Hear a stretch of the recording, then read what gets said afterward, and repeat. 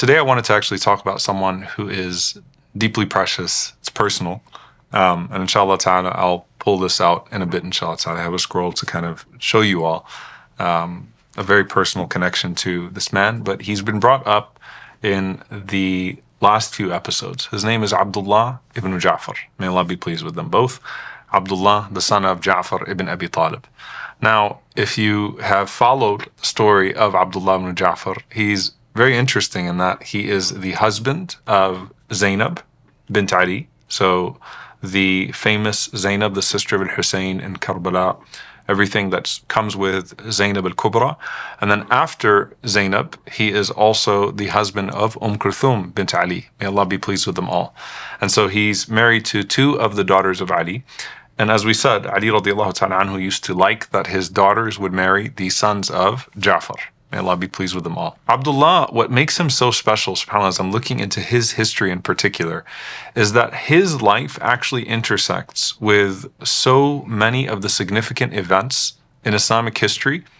And they are either deeply tragic, and mostly deeply tragic, or they give us another layer to an event in Islamic history that we celebrate. First and foremost, just where he was born. So Abdullah was actually born in Africa. He was born in Habasha. He's born in Abyssinia. And if you look at the companions of the Prophet ﷺ who migrated to Abyssinia to escape the persecution in Mecca, you'll find that there are some Habasha babies, right? Abyssinian babies that then came back to Medina and they joined the community there afterwards. But they were born in Abyssinia. And that just, helps to remind us that these companions settled in Abyssinia for a very long time, right? Some of them stayed behind for a very long time. There are years that take place in Abyssinia. Ja'far radiallahu ta'ala anhu obviously was the famous ambassador of the Prophet sallallahu alaihi wasallam to An-Najashi radiallahu anhu in Abyssinia.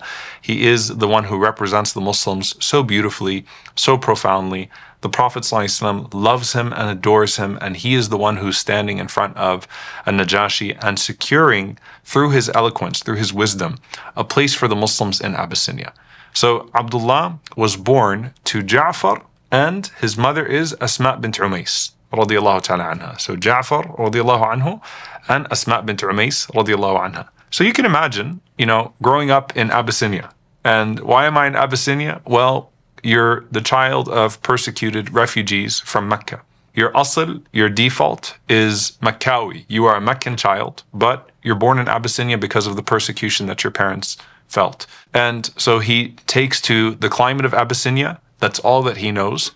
And then at some point, he's on a boat now, not going back to Mecca. He never has seen Mecca, but going to Al-Madinah Munawwara, the place that the companions have migrated to.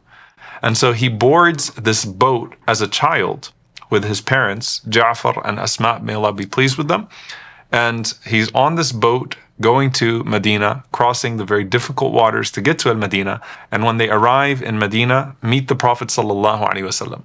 You're seeing the Prophet sallallahu alaihi wasallam run to your father, and the Prophet sallallahu alaihi wasallam embracing your father, and the Prophet sallallahu alaihi wasallam saying, I don't know what I'm more happy about. Qudum Ja'far radiallahu ta'ala anhu, the coming of Ja'far, being reunited with my cousin Ja'far, or the victory at Khaybar, because that's the time period that the arrival of the boats from Abyssinia to Medina took place. So you were born to persecuted migrants in Abyssinia from Mecca. I think about the Palestinian story, subhanAllah. Your parents are from there. This is why you were born here. You don't actually return to Mecca, but you go from Abyssinia to Medina. There you meet the center of your parents' life and the lives of the companions, the Prophet sallallahu alaihi wasallam. And you're immediately brought in, and the Prophet sallallahu alaihi wasallam immediately pays attention to you because you're family to him. You're not just a follower of the Prophet sallallahu alaihi wasallam, you're family to him. Then your father goes to Jordan, right? In the Battle of Mu'tah. And your father becomes a martyr, one of the most famous shuhada of Mu'tah, where his arms are cut off in the battlefield of Mu'tah. And here you are in Medina, not the place that your parents came from, nor the place that you were born, and your father has been martyred thousands of miles away in the Battle of Mu'tah. And the Prophet ﷺ is coming to your house while you're grieving. Your family is grieving. Your mother is crying. And the Prophet ﷺ is comforting you and holding you with tears in his eyes, embracing you to say that he loves you and that he will take care of you and that Allah Azza wa Jal will see you under his divine care and protection. Like, think about how the world is changing so quickly. So my life already intersects with the initial persecution of Mecca, the coming of the Muslims to Abyssinia, the hijrah to Medina, a very unique hijrah, and then a devastating, battle where my father is martyred in the most gruesome of ways and loses his arms, radiallahu ta'ala anhu. And suddenly, what are people calling me? Abdullah ibn Umar radiallahu ta'ala anhuma would say to him, Marhaban ibn dhul janahain. Welcome, greetings to the one who is the son of the man of two wings. Greeting to the son of the man of two wings. Ja'far radiallahu ta'ala anhu is the man with two wings, because the Prophet ﷺ mentioned that I saw Ja'far radiallahu ta'ala anhu flying in Jannah. Flying in Jannah. So Allah Azza wa Jalla replaced the arms that were taken from him with two wings by which he can fly throughout Jannah. So now your father is dead and you are in Medina, and the Prophet ﷺ loves you and cares for you, and the companions love you and care for you. And then his mother, Asma bint Umays, marries Abu Bakr as-Siddiq radiallahu ta'ala anhu.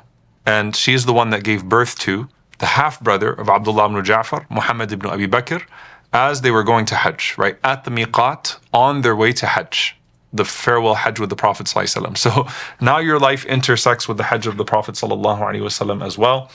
And Abu Bakr passes away. Asma radiallahu ta'ala anha washes the body of Abu Bakr, and she marries Ali ibn Abi Talib radiallahu ta'ala anhu, the uncle of Abdullah ibn Ja'far, and soon to be as well the father-in-law of Abdullah ibn Ja'far, because Abdullah ibn Ja'far will marry both Zainab al-Kubra as well as Kulthum afterwards. So I know that's a lot of names, so just follow along with me once again. Abdullah was the son of Ja'far and Asma. Ja'far passes away and Asma marries Abu Bakr. Abu Bakr passes away and Asma marries Ali. Ali is his uncle, but also he will, as he grows up, marry the daughters of Ali radiallahu ta'ala anhu at separate times, Zainab al-Kubra as well as Kulthum. Now, he was about 10 years old when the Prophet ﷺ passed away, so he was very aware. It's not like he was too young to remember all of this happening. He was very aware with the hijrah from Abyssinia to Medina. He was very aware with the martyrdom of his father. He was very aware with the death of the Prophet ﷺ then, who you can imagine, the Prophet ﷺ stepping into their lives after the death of his father, Ja'far radiallahu anhu, was very difficult. And now your life intersects with Karbala as well, because Zainab was his wife and he lost his own sons. And subhanAllah, that entire episode of the painful martyrdom of Al-Hussein and the captivity of Zainab, that's his wife. So now you intersect with that tragedy as well, the martyrdom of Al-Hussein radiallahu ta'ala anhu and some of your kids in Karbala, as well as the captivity of your wife in Karbala. She dies and you marry Kulthum. Kulthum has a tragic death, as we covered. Kulthum dies, and you have to witness that tragedy. All right, what is your ending going to be like? So subhanAllah, this actually introduces to us the last layer that I'll mention of today's episode of Islamic history. In the year 80 after Hijrah, there was something called Sayl al-Jahaf, which means the flood that wiped out everything. What's interesting about this flood is that it actually was not a widespread flood, but it was a storm that hit a very small area. And it happened 80 years after Hijrah, on the days of Hajj, while the Hujjaj were setting up for Arafah on Yawm al-Tarwiyah. So the 8th of Dhul Hijjah, on the 80th year, in the 80th year after Hijrah, the Hujjaj are preparing themselves for the next day of Arafah, and the storm comes upon the valley, and it was such a vicious storm that it wiped out the Hujjaj that year as well as their belongings. So many of those that went to Hajj that year, not all of them, but many of them died in that flood. One of them was Abdullah ibn Ja'far radiallahu ta'ala anhuma. So you think, like, subhanAllah, his history, the persecution in Mecca, being born in Abyssinia, making hijrah on a boat from Abyssinia to Medina, his father dying in a faraway land in Jordan, the Prophet ﷺ dying in Medina, witnessing that, his wife going to Karbala, all of these things happening, and then his next wife dying a very tragic death in Kulthum. And then now you yourself pass away in Hajj, preparing yourself for Arafah in the 80th year after Hijrah. So he's truly a remarkable man. And subhanAllah, the reason why I mentioned it's very personal. You know, some of you have heard me talk about my mother, may Allah have mercy on her, and this is very precious. This was the scroll that my mother, may Allah have mercy on her, used to hang over her bed.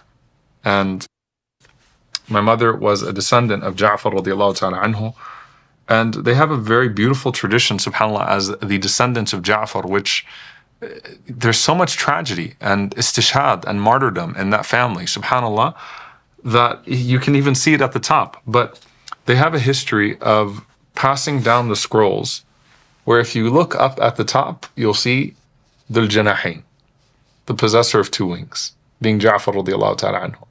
And then right under Ja'far radiallahu ta'ala anhu, you see Abdullah. And then right under Abdullah ibn Ja'far, you see Ali. And you come all the way down to my grandfather, Munib Hashim, rahimahullah ta'ala, who was a mufti in Palestine and Nablus, and his family over there, which of course extends to my mother's family as well. May Allah subhanahu wa ta'ala have mercy on them all. So this is very precious because I used to grow up and I used to see this thing over the bed of my mother, and I didn't even ask her like questions about it until I was a lot older and could understand what it actually was. And it stayed over her bed, rahimahullah, for years after she had passed away. And it's something that the family of Ja'far radiallahu ta'ala anhu and the descendants of Abdullah. So you can actually see Ibn Dhul Janahain, you know, the son of the possessor of two wings. Like there's a visual to when Abdullah ibn Umar would call him that.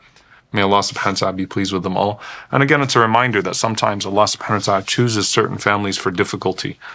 And that was surely the case with the family of the Prophet sallallahu alaihi wasallam, that they were chosen for certain difficulties, but that's because they were promised certain rewards as well. So may Allah be pleased with him, and may Allah azza wa jal be pleased with the family and the companions of the Prophet sallallahu alaihi wasallam. Allahumma ameen. Jazakumullahu khairan. Wassalamu alaikum wa rahmatullahi wa barakatuh.